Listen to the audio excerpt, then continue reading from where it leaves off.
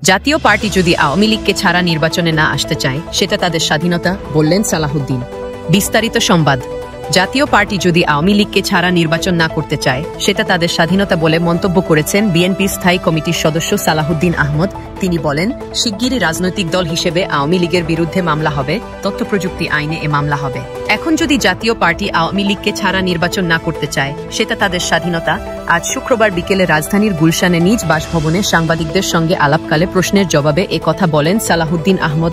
জাতীয় পার্টি প্রসঙ্গে সাংবাদিকদের প্রশ্নে জবাবে সালাহুদ্দিন আহমদ বলেন, আমাদের জানামতে জাতীয় পার্টি বাংলাদেশে নিষিদ্ধ কোনো রাজনৈতিক দল নয়, তাদের নিবন্ধনও বহাল আছে।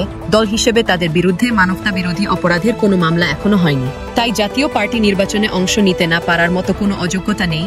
জাতীয় পার্টি নির্বাচনে অংশগ্রহণ করবে কি করবে না সেটা তাদের নিজস্ব ব্যাপার। তাদের পুরাতন সঙ্গী আওয়ামী লীগের সঙ্গে যদি তারা জোটবদ্ধ হয়ে নির্বাচন করতে চায় সেটাও তাদের নিজস্ব ব্যাপার।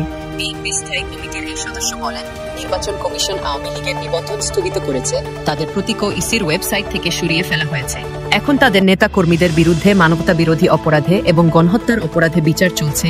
অনেকেই বাকি আছে, তারাও হয়তো বিচারের আওতায় আসবে। সালাহুদ্দিন আহমদ আরও বলেন, দল হিসেবে আওয়ামী লীগের বিরুদ্ধে তদন্ত শুরু হয়েছে, শেষ হলে তাদের বিরুদ্ধে মামলা করা হতে পারে। শীঘ্রই তদন্তটা আরও আগে হতে পারত, কারণ সেই লক্ষ্যে আইন পরিবর্তিত হয়েছে আরও অনেক আগে, কিন্তু তদন্তটা শুরু করেছে অনেক পরে। তারপরও আশা করা যায় শিগগিরই রাজনৈতিক দল হিসেবে আওয়ামী লীগের বিরুদ্ধে তথ্য প্রযুক্তি আইনে মামলা হবে।